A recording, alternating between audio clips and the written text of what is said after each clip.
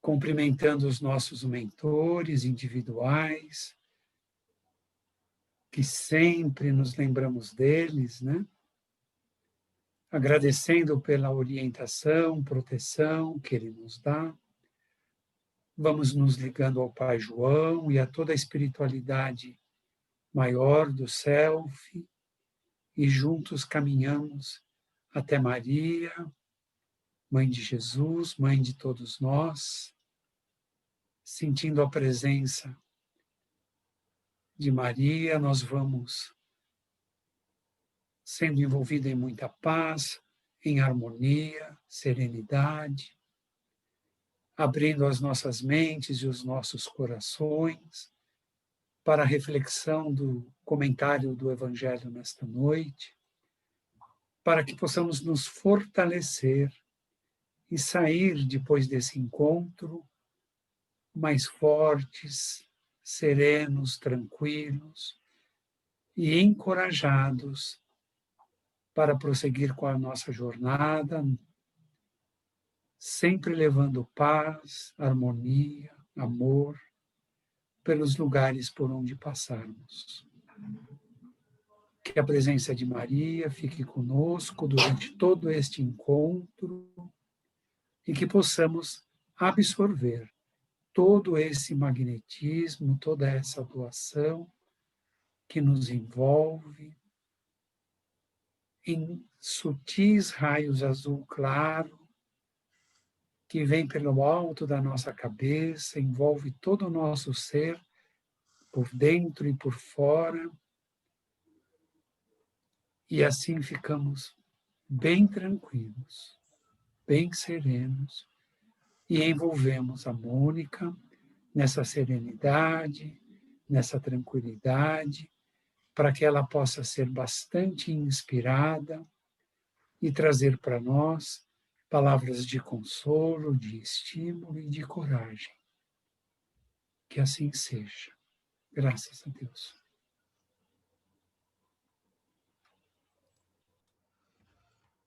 Boa noite a todos. Que Jesus então continue nos amparando, nos fortalecendo. É a nossa primeira reunião do ano, e quando o ano se inicia, a grande maioria de nós, não é? Tem o costume, na passagem do ano, de refletir sobre tudo o que aconteceu e de fazer as promessas de renovação. Então, nós costumamos dizer, bom, esse ano eu vou me empenhar mais, esse ano eu faço regime, esse ano eu vou estudar, esse ano eu vou conseguir, não é? Enfim, nós prometemos a nós mesmos que vamos ser pessoas melhores. E durante o ano vão acontecendo coisas, não é? Vão surgindo os obstáculos e os desafios. E o que acontece quando esses desafios aparecem? Algumas vezes nós nos enchemos de coragem, de fé, e temos a certeza, não é, absoluta, de que estamos amparados por Deus, por Jesus, não é, através dos benfeitores amigos, e nós vamos ali superando, não é, com toda a força, tudo que vem, porque a gente sabe que todo esse sofrimento vai ter um fim. Mas mesmo sabendo de tudo isso, algumas vezes a gente se sente um pouco impotente, não é? Sem força para lutar, e parece que acabamos até esquecendo, não é, da ajuda divina, da força interior que nós temos, porque somos filhos de Deus, então temos essa força, não é? E acabamos nos enfraquecendo. Outras vezes a gente tem essa certeza do amparo divino, mas parece que nós esquecemos da fé na nossa própria capacidade. A gente se deixa dominar pelo medo e fica congelado, fica apavorado, e a gente se pergunta por que estamos agindo assim. Se eu confio em Deus, se eu sei que eu tenho esse amparo, se eu sei que eu tenho o recurso da prece, por que ainda, não é, esses altos e baixos? Por que tantos vacilos? Por que tantos medos? E nós sabemos, depois, pela leitura, não é, dos livros espíritas, que nós ainda somos tão crianças espirituais, estamos aprendendo a nos conhecer melhor, e a encarnação é uma oportunidade para cada um de nós entender, a lidar com as nossas emoções. E nós trazemos arraigados tanto comportamentos de vida Mônica, que... pediram para você falar um pouco mais alto. Tá. Gente, acho que deixa eu arrumar aqui ficar mais perto do microfone aqui. Bem, e melhorou agora? Vou falar mais alto. Ficar mais perto também. E então todos nós, não é, vamos vivendo os ensinamentos, os conhecimentos, aprendendo em tantas existências e vamos nos conhecendo as nossas potencialidades e conquistando essa autoconfiança em cada existência, em cada aprendizado. Jesus nos trouxe esse caminho a seguir, nos convidou à renovação, à fé, à oração. Nós já todas as vezes aqui nós falamos, não é, que Deus é nosso Pai. Jesus ensinou que Deus é Pai e que se Ele é Pai, Ele quer o melhor para cada um de nós. E que ser nosso Pai significa que todos nós temos, não é, latentes essas sementes do bem, não é? E a doutrina espírita, então, complementa os ensinamentos de Jesus, que nos dá, então, essa certeza absoluta do amparo divino, que temos através de Jesus e de todos os benfeitores espirituais. Então, a certeza absoluta de que nós não estamos sós, que a ajuda sempre chega. E cada um de nós pode comprovar essa ajuda olhando para a nossa própria história, situações que nós vivenciamos, os efeitos das orações, as vibrações que nós fazemos e como as coisas vão se resolvendo com as pessoas do nosso relacionamento. E temos também, não é, o relato de muitas pessoas, anônimas ou não, que as suas vivências na fé, vencendo as dificuldades e quantas situações mostram que elas foram ajudadas. E para ilustrar um pouquinho, não é, esse conceito da ajuda de Deus, do amparo que nunca falta para cada um de nós, nós vamos falar um pouquinho de uma mulher né, de uma russa chamada Caterine de Rukh-Doherty. Ela é uma personagem que não é muito conhecida no meio espírita, mas mais conhecida entre os católicos, e que se tornou uma personalidade assim muito importante, não é verdade? Significativa, melhor dizendo, né? Na história da humanidade, né? Nesses tempos modernos, porque ela trouxe para o cristianismo uma contribuição muito importante sobre a mensagem de Jesus, resgatando a essência da mensagem de Jesus, não é? Dessa essência primitiva, dessa confiança em Jesus. Ela foi, na verdade, uma testemunha do amparo divino e do trabalho, né, da fé de vencer obstáculos. Bem, se formos procurar ali na internet, nós vamos encontrar, né, que a Caterine de Rukh-Doherty, ela foi ativista social, pioneira da justiça social, foi palestrante, escritora. Ela nasceu no dia 15 de agosto de 1896, na antiga Rússia, e desencarnou no Canadá, em 14 de dezembro de 1985. Ela pertencia a uma família muito rica, não é? Teve uma educação primorosa, falava 6 idiomas, criada numa família muito religiosa, da igreja ortodoxa. Então, ela veio crescendo com aqueles conceitos de Jesus, trazendo no seu coração as tradições, não é? Da igreja ortodoxa, dos símbolos espirituais do cristianismo. Então, ela cresceu conhecendo, amando Jesus, com a sua cultura ali na sua família, exortando-a para o auxílio, para olhar para o próximo. Não é? O pai da Catarina era diplomata, e por isso ela aprendeu, né, tantos idiomas, teve conhecimento de tantas culturas, e não só vivenciou o aprendizado da igreja ortodoxa, como também da igreja católica, porque ela estudou, quando o pai dela trabalhou em Alexandria, numa instituição católica. Com 15 anos, ela foi obrigada a se casar com seu primo, que era uma pessoa também muito rica, de uma família rica, não é? Era o barão, um barão Boris de Duroec, por isso o primeiro sobrenome dela, e ganhou por isso o título de baronesa. Bem, viviam ali quando estourou a Primeira Guerra Mundial. E ela e o marido, dois jovens, não é, se alistaram na Cruz Vermelha. A Caterine como enfermeira e o seu marido como engenheiro. A Caterine, ela com esse coração de querer auxiliar o próximo, ela realizou o seu trabalho de enfermeira com muita dedicação.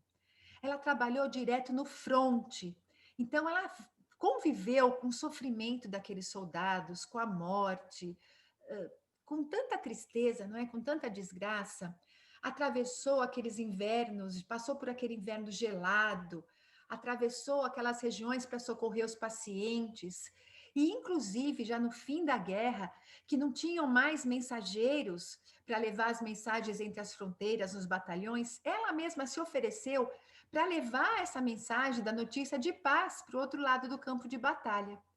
E foi graças a isso que essa jovem, não é, foi considerada uma heroína lá para o povo russo e recebeu a maior condecoração que já foi oferecida por um czar russo na época, que é a Cruz de São Jorge. Bem, então no auge, não é, da Primeira Guerra ali, um pouquinho antes do fim da Primeira Guerra, o que acontece na Rússia é que também, em 1917, eclodiu a Revolução Russa, né? E foi aquela matança toda também, aquela perseguição. O marido estava doente por conta dos ferimentos da guerra, estava com pneumonia, então eles retornaram para casa. E eles iam retornar para uma propriedade rural que eles mantinham na Finlândia, porque ali ele poderia se recuperar melhor dos ferimentos, da situação dele, né, de tão debilitado da pneumonia. Só que quando eles chegaram para a Finlândia, não é, eles já foram enfrentando muitos sofrimentos durante a viagem, porque aquela neve, aquele frio rigoroso, eles praticamente sem recursos, não é? Ele doente, ela também bastante debilitada.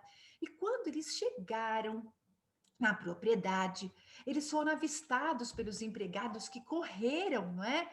Para avisar os seus patrões que a propriedade tinha sido tomada pelo Exército Vermelho e que eles deveriam fugir, ou senão eles seriam mortos. Bem, e enquanto não pudessem fugir por conta daquela tempestade de neve, eles ficaram escondidos no chiqueiro da antiga propriedade e passaram por um sofrimento terrível, frio, fome, febre. Mas apesar de todo esse sofrimento, quer dizer, foram 3 dias, não é, de muita fome, onde ela diz que eles procuravam dormir para tentar esquecer, não é, e passar o tempo mais rápido. Então, apesar de todo esse sofrimento, a Caterine mantinha sua fé firme em Deus, não é? E ela acreditava que, assim, quando eles chegaram lá, eles poderiam ter sido vistos primeiro por quem? Por aqueles soldados, mas não, foram os próprios empregados que os viram e que avisaram do perigo. Então, aquilo tinha sido um aviso de Deus, não é? Deus, ela tinha certeza que Deus estava poupando eles de algo muito ruim. Finalmente, não é? Eles conseguiram sair daí da Finlândia e foram para a Inglaterra, onde eles tinham alguns parentes. Bom, toda a fortuna deles acabou ficando nas mãos dos comunistas, não é? A Catarina e o seu esposo, eles fugiram só com a roupa do corpo, não é? E chegaram ali na Inglaterra, não é? Com aquela viagem tão difícil. E ali na Inglaterra, com seus parentes, eles foram acolhidos pela Igreja Católica e em novembro de 1919, eles se converteram ao catolicismo. Ficaram um tempo ainda ali na Inglaterra e partiram para o Canadá. Chegaram em Toronto em 1920. Ali ela deu à luz e a vida estando difícil, chegaram sem nenhum dinheiro no bolso, não é? Nada, nada, nada.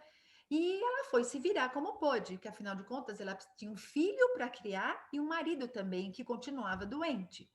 Então, por conta das suas habilidades com os idiomas, ela foi dar aula de russo, de francês, de inglês para sustentar a família. Em Toronto, a Caterine escutou notícias sobre o grande sonho americano. Ela ouviu dizer que em Nova York, imagine só, os dólares estavam assim amarrados nas árvores. Então ela pediu para uma amiga cuidar do filho e do marido e foi tentar sorte no novo mundo, o sonho americano, não é? Mas quando ela chegou em Nova York, o que ela encontrou? Uma cidade também vencida pela guerra, não é? E ela precisou se sujeitar assim a profissões muito mal remuneradas, foi lavar prato para sobreviver. Mas ela foi ali, não é? Dificuldade, dificuldade, vencendo, porque ela tinha certeza de que Deus não abandonava e que Deus ia dar para ela as forças para ela conseguir superar todos aqueles obstáculos, vencer todos os desafios. E ela teve essa força. Ela se sentia Deus presente dela até o dia em que ela estava tão necessitada de trabalho, tão sem dinheiro, sem nada, que ela se viu a um passo da prostituição. Foi o momento mais doloroso da sua vida. Ela praticamente não se alimentava para poder mandar o pouco dinheiro que ela conseguia para o filho e para o marido doente no Canadá. E o sofrimento, a agonia, a angústia dela era tão grande, mas tão grande, que ela não via outra solução a não ser acabar com a própria vida. E naquela noite de inverno, ela caminhando, se dirigiu à ponte do Brooklyn, ali em Nova York, e debruçada ali na morada da ponte, olhava aquele rio gelado pelo inverno, e apesar da sua fé católica, ela planejava se atirar. Ela não conseguia enxergar uma outra maneira de resolver os seus problemas. E no momento em que ela se preparava para saltar aquela murada que tem, não é, entre da ponte para realmente ter uma muradinha que você vai ali para se jogar no rio, um táxi parou e um homem de meia idade saltou do carro, não é? E foi até ela e disse: "Ora, uma mulher assim tão jovem, com esse rosto, olhar tão amargurado, na ponte, numa noite tão fria, eu acho que certamente está pensando em se matar. Menina, não faz isso não. Vem cá." Catherine, ela conhecia a miséria do submundo de Nova York, porque por ali que ela andava, não é? Ainda mais quando quase estava à beira da prostituição. E ela teve muito medo, porque ela sabia que ninguém dava nada de graça. Ninguém queria fazer um favor, principalmente um homem, sem segundas intenções. Por isso ela nem olhou para o lado. Ela não queria dar ouvidos àquele homem. Mas, mas a voz daquele homem, o tom daquele homem, tinha um toque de bondade e ela assim, se sentiu atraída por aquelas palavras. E ele continua: "Vem sem medo, minha filha. Eu sou um homem sério." Parecia que ele adivinhava o que se passava na cabeça dela. Ele diz que ele era pai, que tinha uma filha da idade dela, que era judeu, que acreditava em Deus e achava que ela era cristã e que ela, então, em homenagem a esse Jesus que ela acreditava, que também era judeu, que ele disse a ela que ele tinha uma missão de levá-la para a casa dele, sem pedir nada em troca, que daria para ela alimento, abrigo, porque ela tinha o direito, sim, de ter uma vida digna. Aquelas palavras, aquele tom tão carinhoso, não é? Foi tocando o coração da Caterine. E ele continuava dizendo, né, que sabia qual era o problema dela, que era a fome, e que ele poderia levá-la para um lugar onde ela comeria até 5 sanduíches se fosse necessário, e isso ia salvar a vida dela. Mas aquilo que ela estava pretendendo fazer, aquilo não ia resolver nada. E abre os braços e diz: "Vem, vem para cá." E a antiga baronesa, assim, magnetizada por aquelas palavras de tanto carinho, que inspiravam tanta confiança, aceita o convite. É levada para um restaurante, come alguns sanduíches, toma um suco. E quando o alimento, assim, adentra, refazendo as suas forças, aquele desconhecido lhe propõe levá-la para casa. Ali na casa, ele apresenta a Catarina sua família, sua esposa, sua filha. Fala para ela da coragem que Deus dá às pessoas.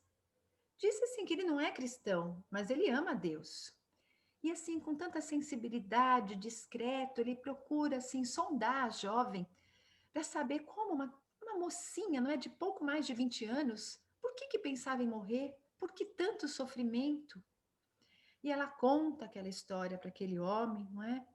E aquele homem, ela vendo ali naquele homem como se fosse a sua salvação, percebe naquela hora ali a presença de Deus. Percebeu que Deus estava dando para ela uma nova oportunidade. Que aquele homem que tinha amparado, que parou para ajudar uma desconhecida, uma moça que estava ali mal vestida, na beira da mureta de uma ponte, pronta para se atirar, ele parou e foi até ela, não é? E aí ela agradeceu muito a Deus. E durante toda a sua vida, ela lamentou o fato de ter, por um momento, duvidado de Deus e quase ter tirado a sua vida. Se esse homem não tivesse chegado, se ele passasse por ali 15 minutos depois, 5 minutos depois, ela não estaria ali. E provavelmente, na verdade, com certeza, ela teria tomado aquela decisão que nada resolve.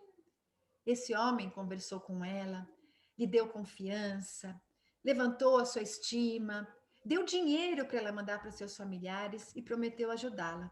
Arrumou um emprego. E ela, como uma fênix, renasceu das cinzas. Foi a trabalhar numa organização ali em Mênfis. Ela cuidava da limpeza, um serviço muito simples, mas muito agradecida. Ela foi se tornando conhecida por todos. Aconselhava um, conversava com outro. E certo dia, ela escutou uma senhora muito fina conversando com uma vendedora ali de perfumes e não se entendiam porque cada uma falava um idioma. E a Catarina pede licença, não é? E conversa com aquela senhora que estava falando em russo. E para surpresa geral, a limpadora de chão, não é? Era uma mulher letrada e que falava vários idiomas. Catarina conta, então, para todos que queriam saber a história daquela mulher ali, não é? Porque o seu jeito de falar mostrou uma pessoa muito fina, culta, não é? Conta que ela era uma baronesa russa, e explica como ela foi parar em Nova York, e não deixando, claro, de falar da mão de Deus, que a salvou dos soldados russos e que enviou o taxista naquela noite tão triste da vida dela. Bem, passaram-se alguns dias e aquela senhora que ela foi intérprete voltou e fez uma proposta para Caterine. Ela era diretora de uma organização que patrocinava algumas pessoas para fazer conferências falando, não é, sobre as suas experiências de vida, para ajudar outras pessoas a se levantarem, não é? E convidou então a Caterine para contar a sua história. E ela ia receber por isso, e ela ia ter uma chance de melhorar, de ter uma vida mais confortável. Porque o que ela ia ganhar por uma palestra ia ser muito mais que o salário dela como uma lavadora ali para limpar o chão. E foi assim, então, que a Caterine se tornou conferencista. Mudou de posição social e econômica. Ficou conhecida, ficou muito famosa, não só nos Estados Unidos, como também foi para todos os outros lugares, para a Europa, para fazer palestras. E antes dos 30 anos, ela estava rica. Rica, mas profundamente insatisfeita. Seu casamento não ia muito bem. Na verdade, estava em ruínas. O seu marido acabava, teve umas noticiazinhas assim de infidelidade, mas ele acabou assim se relacionando com aquela mulher que cuidou dele ali, não é, no Canadá, e cuidou do filho, não é? E ela chegou uma hora que ela não suportou mais essa situação toda e se separou do marido, mas não queria ter aquele estigma, não é, de uma mulher separada. Então, ela, que já era uma católica, foi pedir ao Papa para anular o seu casamento, porque as leis católicas não permitiam que primos de primeiro grau se casassem. E ela era casada com primo de primeiro grau, casou porque foi obrigada. E assim ela esperou, e em 1943 saiu essa anulação. Bem, mas antes de sair essa anulação, nesse tempo, não é, em que ela então pediu a separação do marido, ela que estudava muito as escrituras, lia muito o evangelho, ela, toda vez que ela lia o evangelho, ela sentia um impulso, um chamado mais profundo, não é, de fazer algo. E toda vez que caía para ela uma passagem da Bíblia que dizia, aquela passagem que Jesus convidava as pessoas a levanta, né? E vem de tudo que você possui, tome a sua cruz e siga-me, não é? Ele fez ela ouvia aquilo e ficava assim, refletindo, e aquele chamado, aquele convite, levanta, vende tudo que você tem, não é? E me segue, né? Daquela passagem que aquele moço pergunta o que precisava para ser salvo, não é? Então, ela fez uma análise da vida dela, fez uma oração e perguntou: Senhor, o que queres que eu faça? Não é? E começou a pensar na sua vida, naquele momento em que ela foi ajudada, e era muito amigo de um cardeal lá em Nova York, e esse cardeal trabalhava com mulheres equivocadas, não é? Com as prostitutas, com as mulheres que venderam seus corpos, e a convida para trabalhar com essas mulheres infelizes. E a partir daí, a Catarina começa a frequentar essas zonas de prostituição, não é? Se tornando cada vez mais presente na vida dessas mulheres. Investia o dinheiro que ela tinha, né, a sua fortuna, para ajudar a reabilitar aquelas moças, muitas delas que tinham sido vendidas e não conseguiam se livrar da escravidão branca, não é?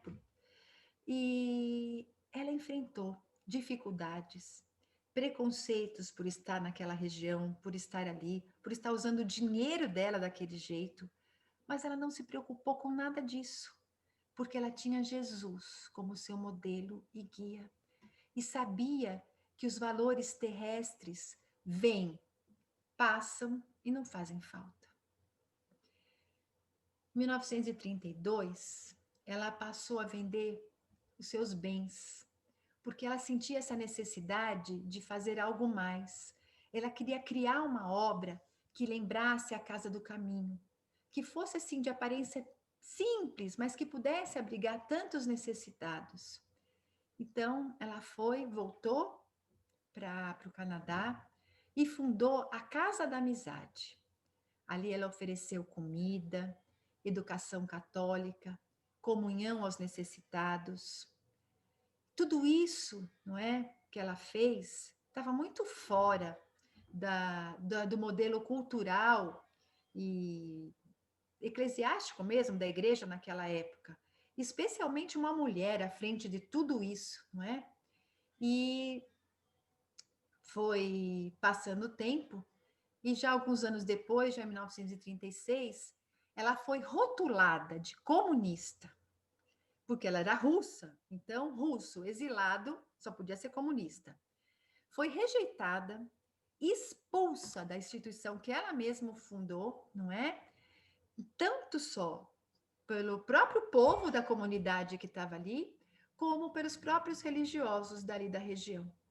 Ela vai para a Europa, passa um ano ali estudando, e no ano seguinte ela volta mais para Nova York e reabre a Casa da Amizade a pedido, não é, desse sacerdote, desse religioso amigo dela, mas ali naquela região muito necessitada do bairro do Harlem. E ali ela ficou horrorizada como aqueles negros eram discriminados. As injustiças que as pessoas praticavam, não é, contra os negros. Então, além de distribuir bens para os pobres, ela começou a organizar palestras, discussões sobre a compreensão racial, sobre o absurdo da discriminação racial. E foi, não é? 1938, 39, né, 40, e os anos foram se passando. Depois que saiu a anulação do casamento dela, ela acaba se casando, né, naquele mesmo ano de 43, quando sai a anulação do casamento, com um jornalista que conheceu quando ele fazia uma matéria, não é, sobre a vida dela. E aí os dois juntos continuam tocando, ele com apoio dela, essa casa da amizade, não é? Mas, não é? As pessoas, mais uma vez, criticando, não é? A sua posição, mal entendidos, perseguição, preconceito sobre o seu casamento. Ah, mas ela já foi casada, está casada de novo. Ela chegou até a ser ameaçada por pregar o evangelho e o amor com igualdade para os seres humanos, porque ela pregava sobre, né, o racismo. Então, ela foi perseguida e teve que sair dos Estados Unidos e volta para o Canadá. Pega todos os bens que ainda lhes restavam, não é? E vai para o Canadá. E ali no Canadá, ela compra uma propriedade e funda a Casa de Nossa Senhora. Um lugar para as pessoas que realmente queriam viver com Jesus. Foi a partir daí que ela, já com pouco mais de 40 anos, passou a ser chamada de a baronesa. Pelo seu porte elegante, a sua maneira, assim, de se comunicar, não é? A sua fluência em lidar com as pessoas, o seu jeito de lidar com as pessoas, mas principalmente a linguagem que ela dominava, que é a linguagem do amor, fez com que ela recebesse muitas pessoas necessitadas, mas que principalmente os jovens a buscassem, a procurassem. E aí os anos foram se passando, e nos anos 60, na época, não é, da Revolução Hippie, muitos jovens foram para o Canadá e foram acolhidos com muito amor pela Catherine. E ela falava com eles sobre Jesus, mas não exigia que eles tivessem uma religião e nem que amassem Jesus para serem acolhidos. Ela apenas convidava que cada um deles pensassem, refletissem naquilo que ela estava falando, mas pedia principalmente para que eles pensassem nos pobres. Convidava que eles, pedia para que eles ajudassem a remendar as roupas para entregar para os necessitados. Convidava que aqueles jovens fizessem campanhas para arrecadar alimentos e fossem com ela distribuir esses alimentos para os necessitados, não é? E ela sempre, não é, conversando, não é, tentando alertar as pessoas sobre aquilo que não era o correto. E um dia, né, numa reunião com a comunidade que ela fazia semanalmente, a discussão estava em torno da legalização da maconha. E naquele dia, não é, naquela semana onde as opiniões contra e a favor estavam assim em todas as rodas de conversa, aquele assunto também veio naquela reunião da comunidade. E ali a conversa ia, a conversa vai, quando de repente uma jovenzinha de 18 anos ali da comunidade levanta a mão e diz que ela achava que não tinha problema nenhum com o uso da maconha, que ela era usuária, mas ela não se considerava nem dependente, nem viciada, que ela usava aquilo como uma maneira para relaxar e ter uma vida mais colorida. Imagina naquela população ali extremamente católica que estava reunida ali, ouvir, né, uma garota da sua comunidade uma confissão daquela. Causou um grande constrangimento. E o orador que estava liderando ali todo o debate, ele ficou em silêncio, não conseguiu falar nada. Quando, no meio daquele silêncio, lá do fundo da sala, ouve-se a voz da baronesa, dizendo assim: "Oh, minha filha, você faz muito bem. A sua coragem nos sensibiliza. Estamos felizes porque você encontrou um meio de relaxar. Agora, se a maconha lhe faz bem, tudo bem, mas você há de convir que as estatísticas demonstram que ela é um caminho, assim, ó, rapidinho, para o LSD, não é? O ácido lisérgico, que por sua vez é uma porta de entrada para a heroína, que é o próximo passo para a loucura e o suicídio. Aí também estão as estatísticas dos cânceres que vêm do cigarro, dos problemas hepáticos que se derivam do álcool. Naturalmente que no primeiro momento as pessoas que usam se sentem muito bem, mas vocês não têm o direito de propagar essas coisas.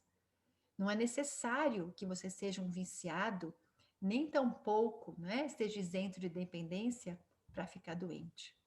A maconha, sem dúvida nenhuma, é uma arma de destruição da vida.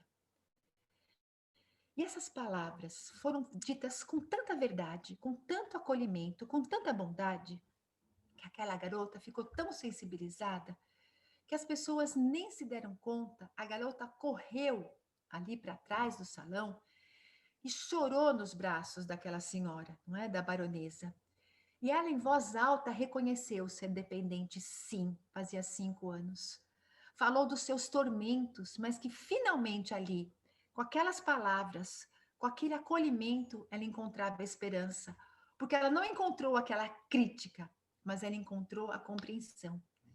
Ela pediu apoio, pediu ajuda.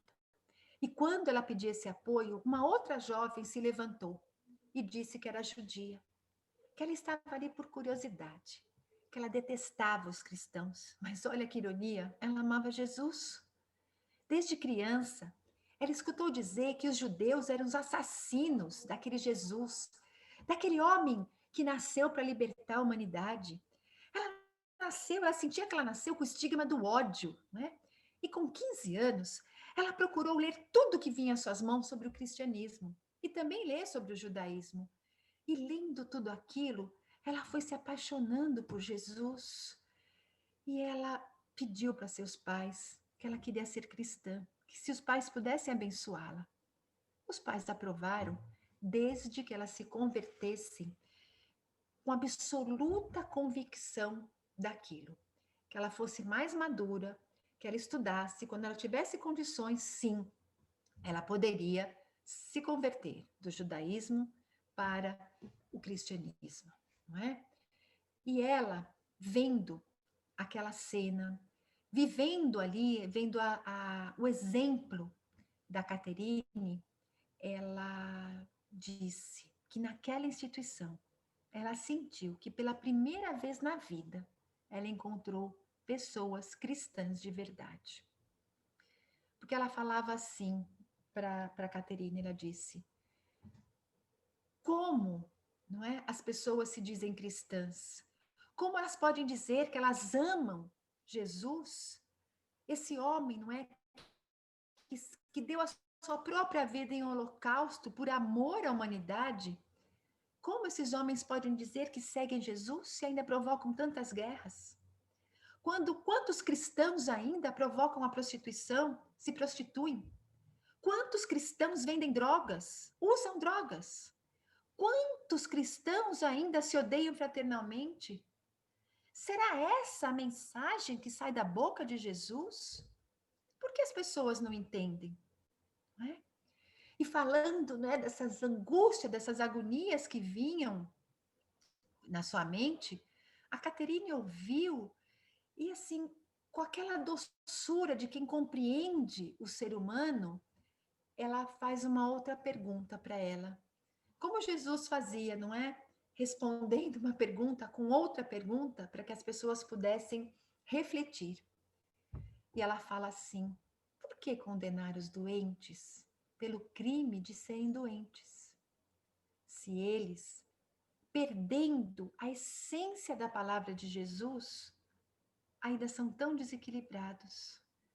Pensa, minha filha, se eles não tivessem conhecido os ensinamentos de Jesus, se eles ainda são tão maus, mesmo tendo ouvido falar de Jesus e dos seus ensinamentos, como seriam eles se não tivessem ouvido nada disso? O ódio seria muito maior. Eu concordo com você que são maus cristãos, mas eles são maus cristãos, não é o cristianismo. O cristianismo é essa mensagem da libertação. E a jovem, tocada por aquele exemplo daquele amor, não é? Contempla a todos e pede, pelo amor de Deus, que ela a ensine a ser cristã como ela. Atualmente, essa casa de Nossa Senhora, que foi fundada ali no Canadá, ela tem mais 18 missões espalhadas pelo mundo, em 7 países. Já teve uma aqui no Brasil, mas foi fechada em 2015, acho.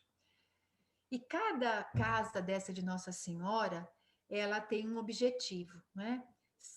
Ela vai realizar um trabalho de acordo com as necessidades daquele local. Então, tem algumas missões, os seus membros, não é? Vão ajudar os moradores de rua, oferecem hospitalidade, amizade, alimento, roupa. Tem outras casas missionárias, não é? Que vão trabalhar no acolhimento das pessoas que estão solitárias. Outras vão trabalhar na catequese das crianças, na formação espiritual, retiros espirituais. Cada uma tem uma tarefa, vamos dizer assim, não é? E vivem, não é? Eles têm o voto de pobreza, de castidade e de obediência. A baronesa Catherine de Doherty, ela recebeu vários prêmios por sua vida, né? Vários prêmios em homenagem pelos serviços que ela prestou aos seus necessitados. E tem lá no Vaticano, né, um pedido de canonização que está sendo considerado então pela Igreja Católica. E a vida, não é, da baronesa Catherine é muito linda, não é? Porque mostra que ela realmente conseguiu viver os ensinamentos de Jesus fora da cruz, não é? Daquele Jesus que está de braços abertos, chamando a cada um de nós para segui-lo, para servi-lo. E todas as dificuldades que ela passou fez dela uma pessoa mais forte. E ela dizia assim, que a força de Jesus dentro dela é tão grande que ela se esquecia dela mesma para somente pensar nos desejos de Jesus, não é? E aqui a gente lembra de Paulo, Senhor, o que queres que eu faça? E Jesus, então, é esse homem que está sorrindo de braços abertos, nos convidando para um melhor entendimento das nossas necessidades. Jesus não julga nenhum de nós, Jesus nos acolhe, Jesus nos esclarece. Essa é a mensagem do Evangelho: acolher, abrir os braços, esclarecer, não julgar. E nós ainda ficamos tão presos, né, ao julgamento, ao preconceito. Jesus, ele trouxe para cada um de nós uma libertação.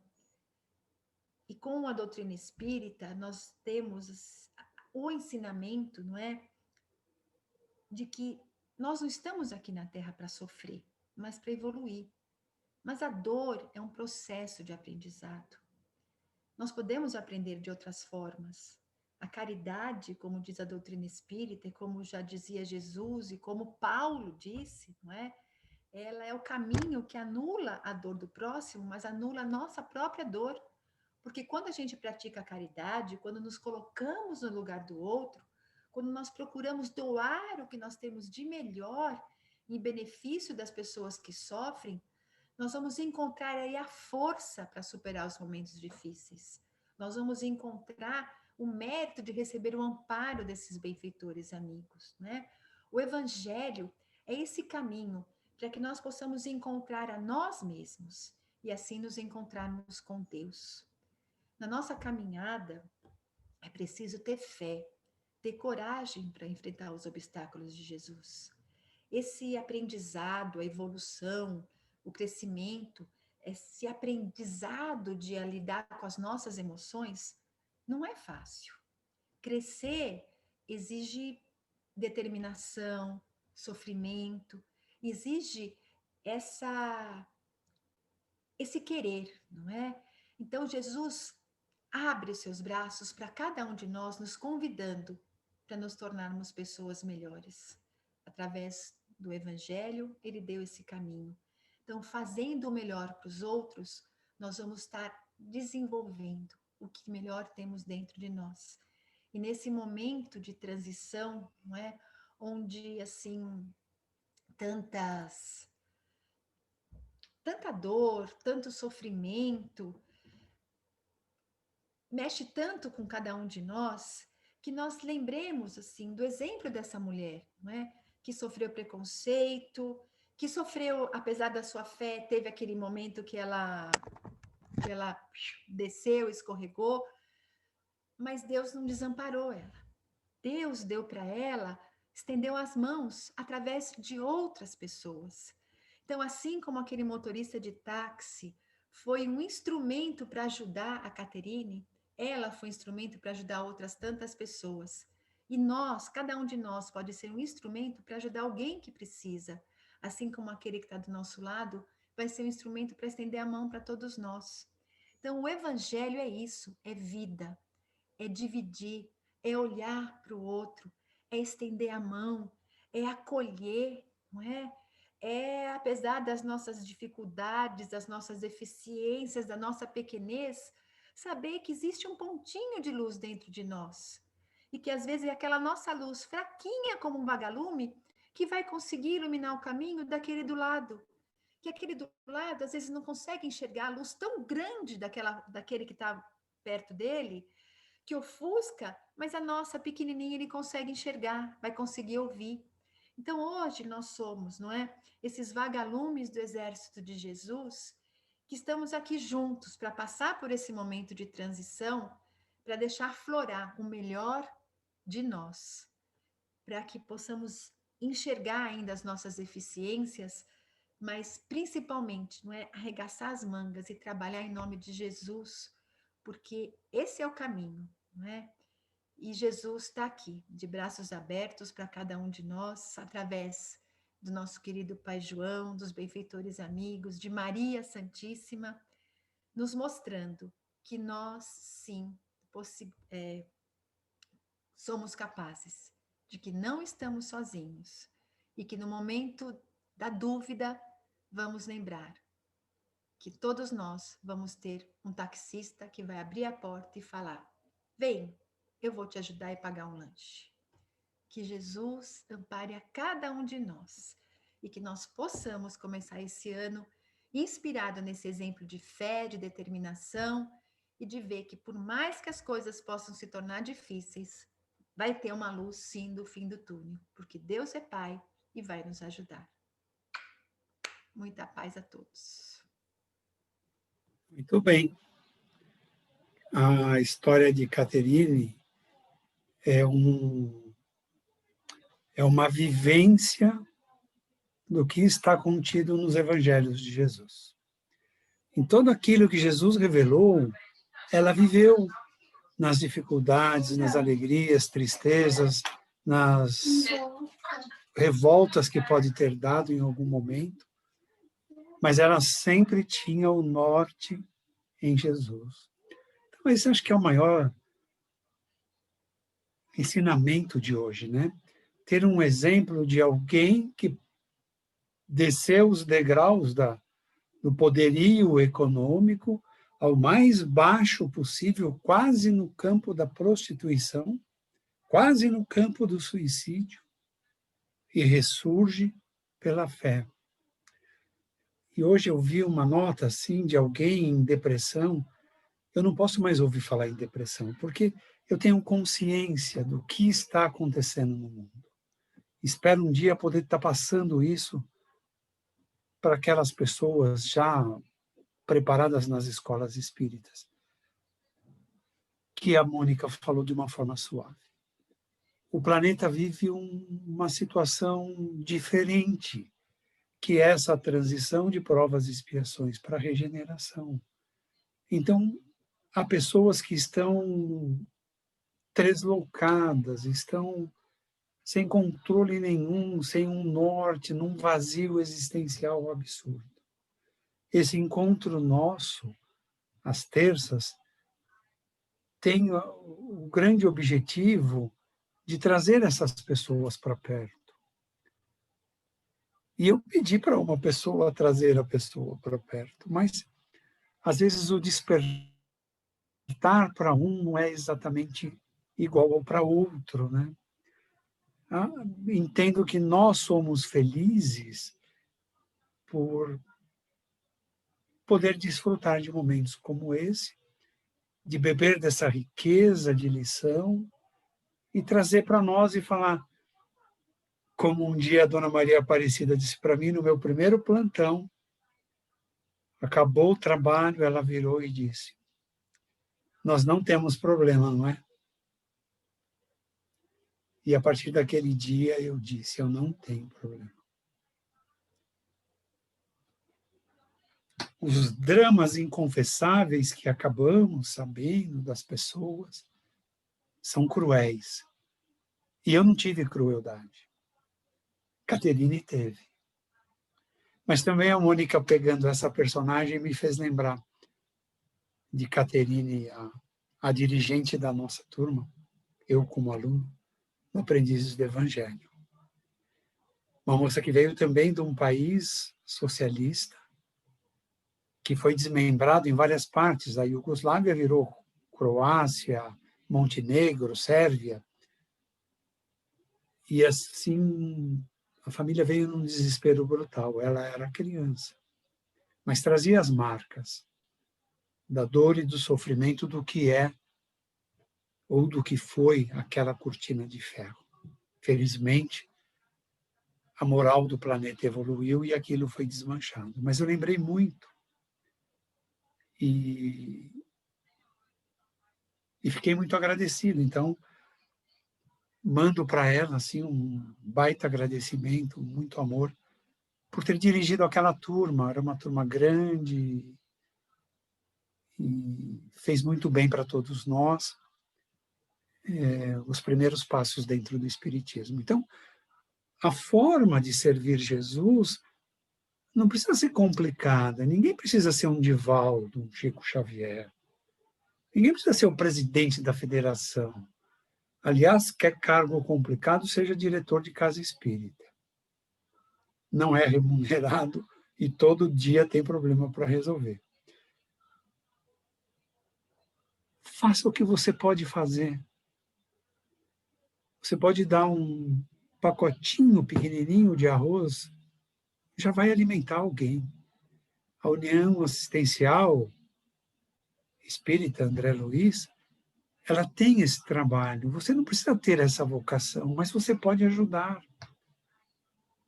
Pode ajudar com o seu pouco, é muito para quem recebe. Então, não podemos perder essas oportunidades.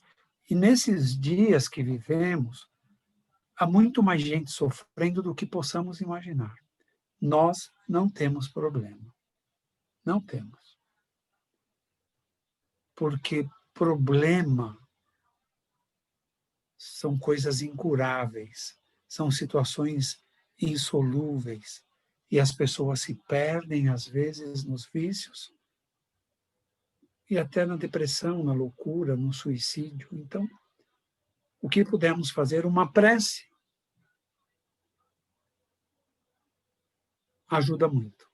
É uma andorinha, mas tem milhões de andorinhas no planeta fazendo a sua prece. A junção disso dá um magnetismo fantástico para acalmar um pouco. As coisas andam muito complicadas. O país que tem esse regime político quer ter aquele, o que tem aquele quer ter esse. As pessoas não se entendem mais, mas foi profetizado.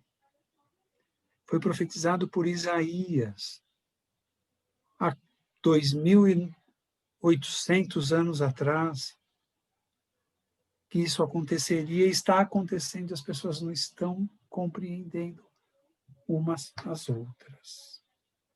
Foi dito também por João, no Apocalipse, compreensão. Precisamos, mesmo que estejamos em desarmonia, respirar fundo e ser paciente no ouvir. Porque as pessoas querem mesmo é falar, não ser retrucada. Não. Essa história de Caterine vai trazer muitas reflexões para cada um de um jeito, que possamos aproveitar Agradecer a Mônica pela pesquisa, pela dedicação de trazer essa apresentação, e envolvendo a todos, junto a Jesus, nós vamos agradecendo por tantas pessoas que passaram por nossas vidas, nos ajudando, orientando, encaminhando nas diferentes funções de escola, de trabalho, de doutrina religiosa. Tantas pessoas que ajudaram, os nossos pais na forma deles, os nossos avós, tios, os nossos lares com quem dividimos, compartilhamos, todos são muito importantes. E nós vamos vibrando muito amor para todos eles. Vamos vibrando muito amor e despertamento para aquelas pessoas que estão em dor e sofrimento, mas ainda não encontraram o Evangelho, não encontraram Jesus, não encontraram a força para superar as suas enfermidades, as suas tristezas, melancolias. Que essa vibração possa atingir corações e mentes aflitos, tristes, levando paz, alegria e fortalecimento para se recuperarem e poderem encontrar a alegria que é o Evangelho de Jesus. O Evangelho de Jesus não é tristeza, ele é alegria, ele fala da vida eterna, do reino de paz, do reino de amor, onde Jesus é o Rei, onde Deus misericordioso concedeu a Jesus essa missão gigantesca. Que todas essas pessoas possam, de alguma forma, se aproximar, que possamos mentalizar aqueles que conhecemos, que sabemos, e que precisam de um despertar junto a Jesus, para que possam ser atingidos nesse momento, seja na enfermidade, seja nos vícios, seja na negação ao amor do Cristo, que possam receber esta vibração e despertar em cada um essa brecha necessária para Jesus entrar. E como foi conosco, que seja com todos esse despertar e essa aproximação a Jesus. Jesus amado, que possamos permanecer nesse clima de paz e de harmonia, sentindo a sua presença em nossos lares, em nossas mentes e corações todos os dias, até um próximo encontro. Que assim seja. Graças a Deus.